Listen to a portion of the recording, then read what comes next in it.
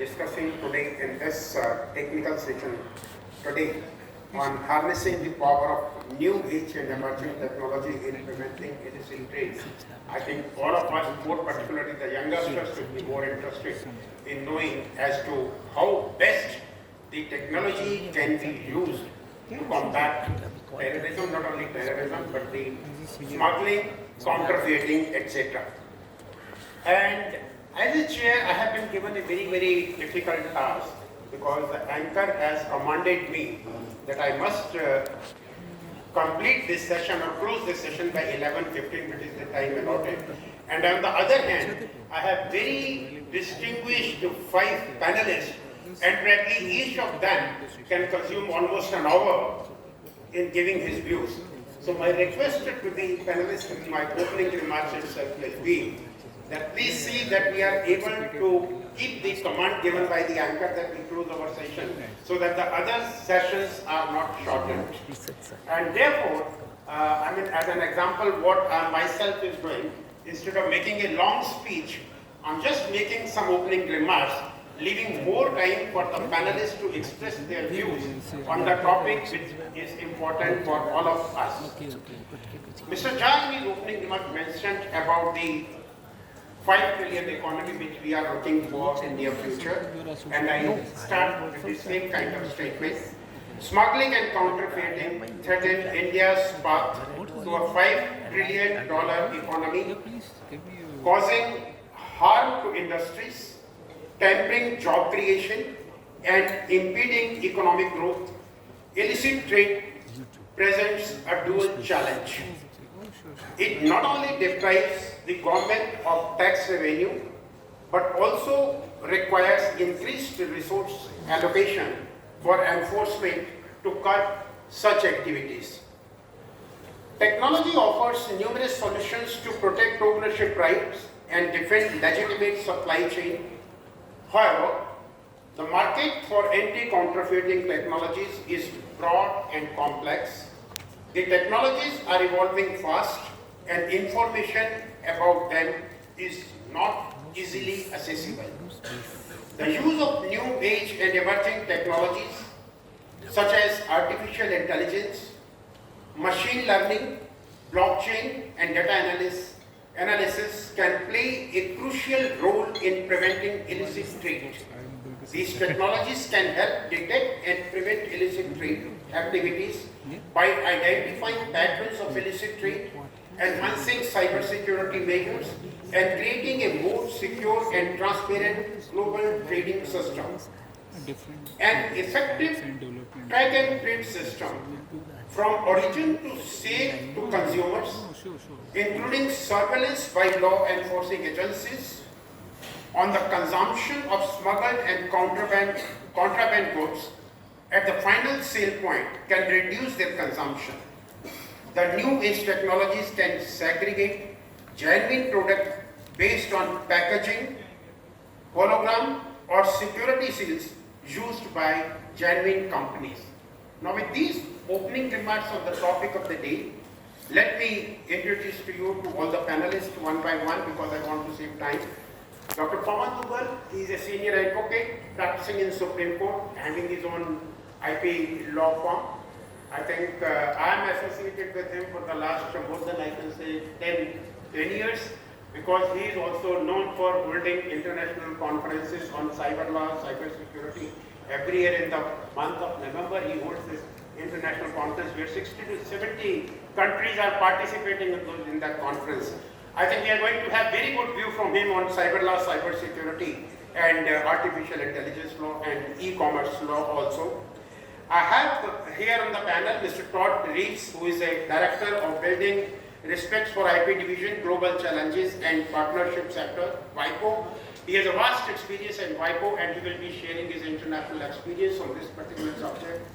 We have with us Mr. Milind Palani, who is a Senior Manager, Global Brand Protection, Southern and Asia, ASF Cluster, TanView, and Mr. Vikas Jha, who is a co-founder of Filtron Artificial Intelligence and on the board of director of the Real Networks India Private Limited, and Mr. Kunal Kaushal, who is a director in working with KPMG All of them are coming with a rich experience. Without wasting much time, I would like to invite Mr. Todd Reves, who is working with WIPO, to share his thoughts on this important topic of the day. Welcome, please.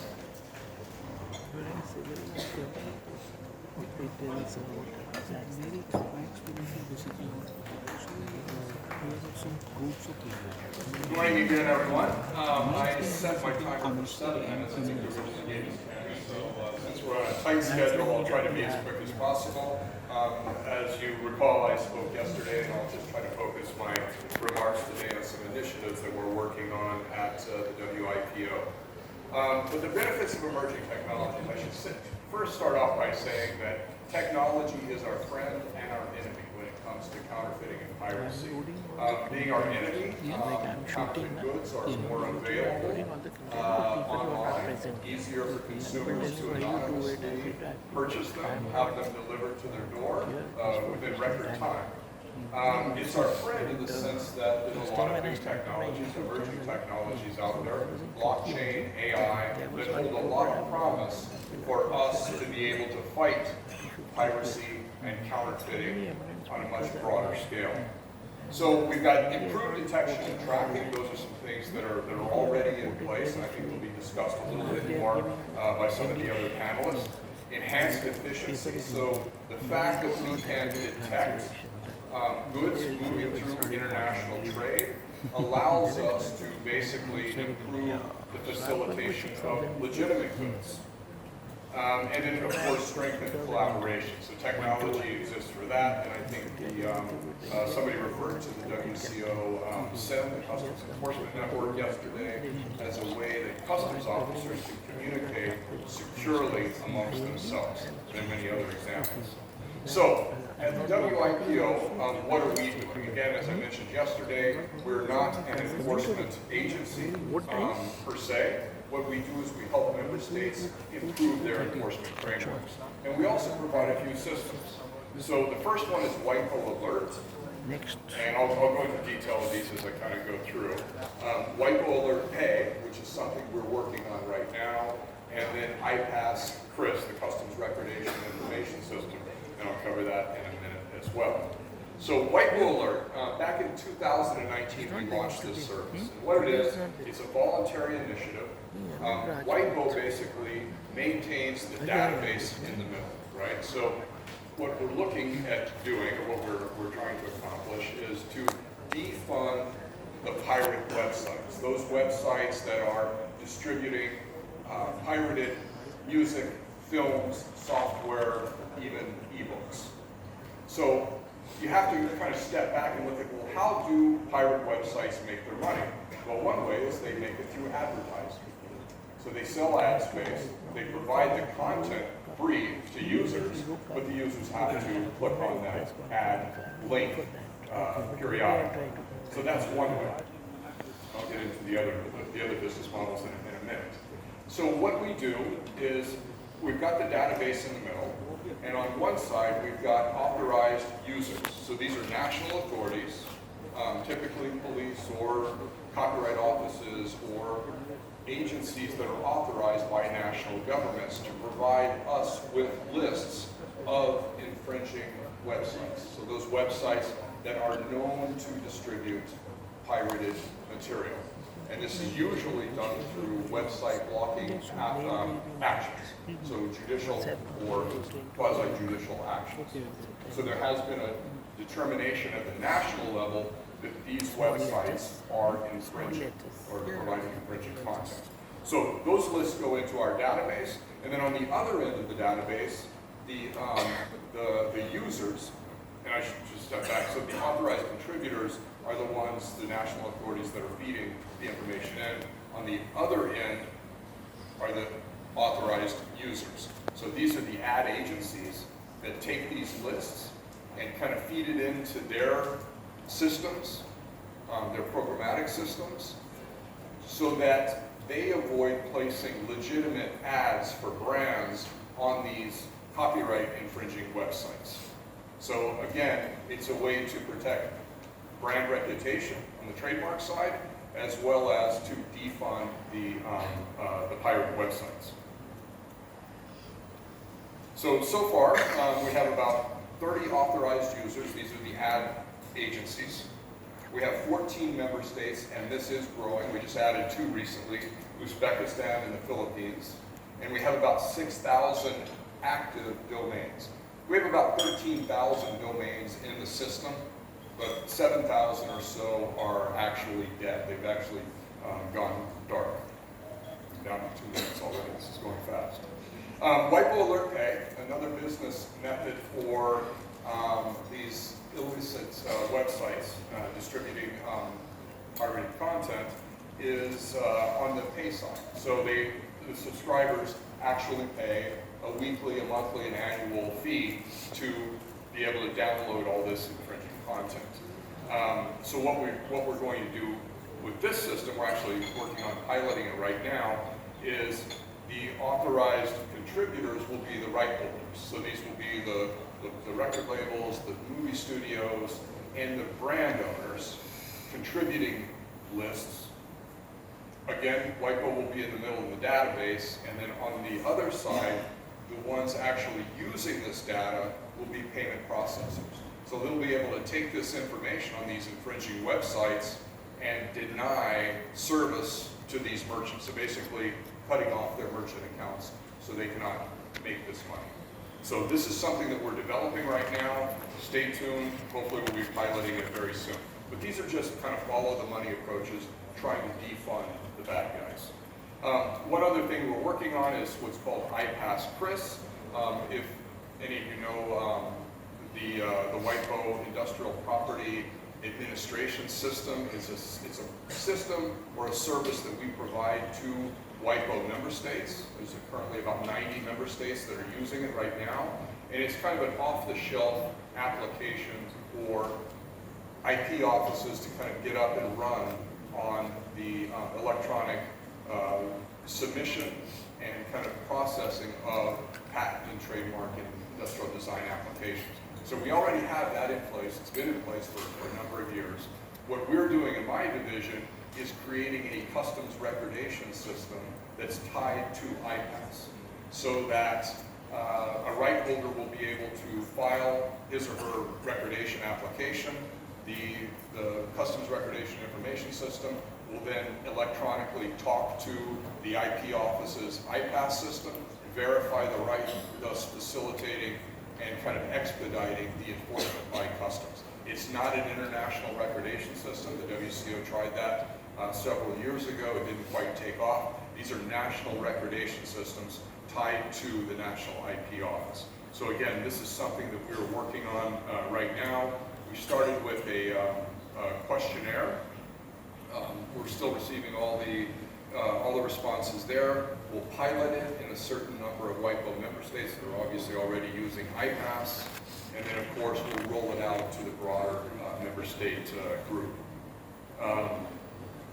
One final thought, the Advisory Committee on Enforcement, I think I mentioned this yesterday, this is our annual meeting.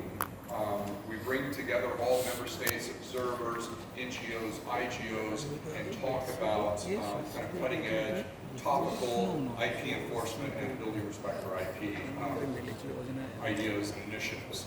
One of the things that we're featuring this year, well, actually next year, the meeting will be January 31st to February 2nd, 2024. We'll be talking about AI and how AI is being used in the detection, the prevention, and kind of countering illicit trade, specifically counterfeiting and piracy. So stay tuned on that, and I think I've gone over just a little bit, but hopefully not too much. Thank you. Thank you.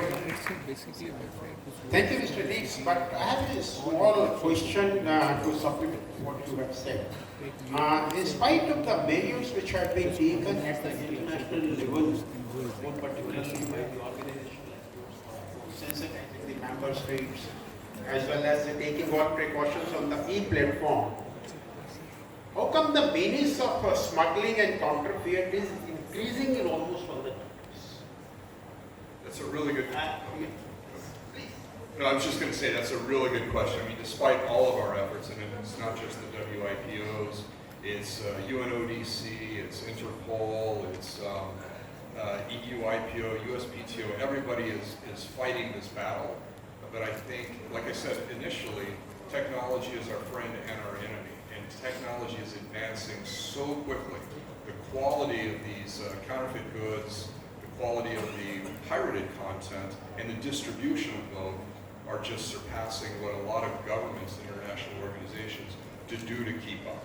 So that's the issue is we as governments and bureaucratic international organizations, we move a lot slower than the organized criminals and the counterfeiters and the pirates. They don't have to worry about regulation. They don't have to worry about anybody really kind of overseeing them. They're able to kind of move very quickly and copy something, get it out to the consumers, the subscribers, whatever the case may be, while we're kind of playing catch up. So that's one of the biggest challenges. Thank you. Thank you very much. Thanks for the clarification. I think that was important.